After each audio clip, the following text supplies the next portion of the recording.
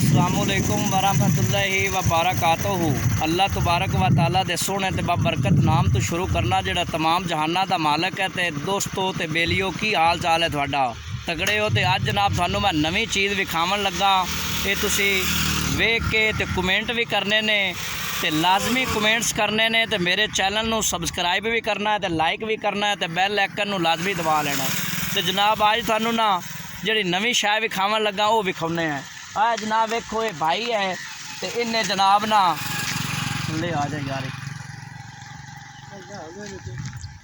इन्हें जनाब अपने हाथ नाल ना कोई ना लकड़ी इस्तेमाल करके कोई लोहा इस्तेमाल करके इन्हें जनाब ना और कोई चीज़ां ऐसियां वे तारां तूरां ला के ते इन्हें अपने हाथ दे नाल ना साइकिल टाइप एक ट्रैक्टर बनाया है। तो ये जनाब तुसी वेख सकते हो, ट्रैक्टर है, इनके चार जनाब टायर ने, चारे जिस तरह ट्रैक्टर दे होंदे ने।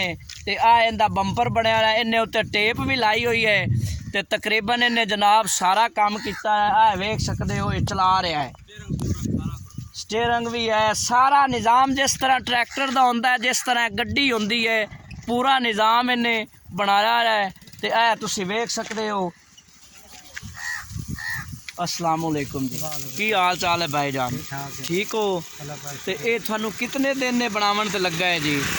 तो सब 15 दिन में तैयार हो, 3 साल हो गए मेरे को ये बनाए नू। अच्छा 3 साल हो गए ने। 3 साल तो तुसी मतलब है कि इन्हू इस्तेमाल कर रहे हो? हाँ जी, अभी शौक तो बनाया। अच्छा अपनी शौक तो बना रहा है, सही हो गया। तो इनू 15 दिन बनावन वास्ते तुसी लाए ने इंदे ते? हाँ जी हाँ जी, सही हो गया जी। तो इंदे ते थोड़ा कितना खर्चा आ रहा है जी? खर्चा हो गया कोई 20-25 हज़ार रुपया। 20-25 हज़ार है। हाँ जी। तो इंदे ते तुसी कितना सफ़र कर लेंदे हो? तो पिंडी चेरी विचों असं जा रहे हैं जी फैसलाबाद है। फैसलाबाद जा रहे हो? मदीना गाड़ कानूनी स्टैंडर रोड जिला फैसलाबाद। हाँ, क्या बात है जी। तो ये जनाब तुसी थकदे थुकदे नहीं? नहीं, ये जिस तरह मतलब ट्रैक्टर तुसी इस तरह तो इस्तेमाल करना होंदा है जिवें साइकिल चलावी दा है। हाँ जी हाँ जी। ते थुसी थकदे थुकदे नहीं? इनदे विच जी इंजन फिट कर रहे हैं, तैयारियां विच हैं। अच्छा हाँ जी। इंजन बना रहे हो? हाँ जी। अपना बना रहे हो या के मतलब बनया बनाना तुसी रखना है? मोटरसाइकिल का इंजन लेके वो फिट करना, मोड़ा पे चलेगा।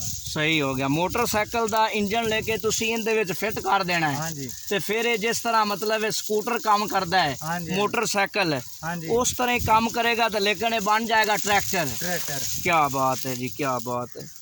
तो अपना नाम की दस्या जी? मेरा नाम है मंग खा, मैं हजबो ठट्टे रहने वाला फैसलाबाद। मैं नौकरी करना। की नौकरी करते हो? मालियां का काम करने हैं। मालियां का काम करते हो? कानूनी का क्या बात है जी। चलो ये तुसी बड़ी मेहनत की है तो अल्लाह ताला थोड़ी जिहड़ी मेहनत है ये ज़ाया नहीं करेगा। तुसी इंशाल्लाह इस तरह ही लगे रहो तो मज़ीद तुसी तरक्की कर सो।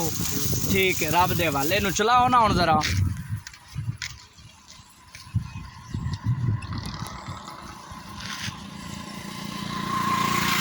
जामन दे।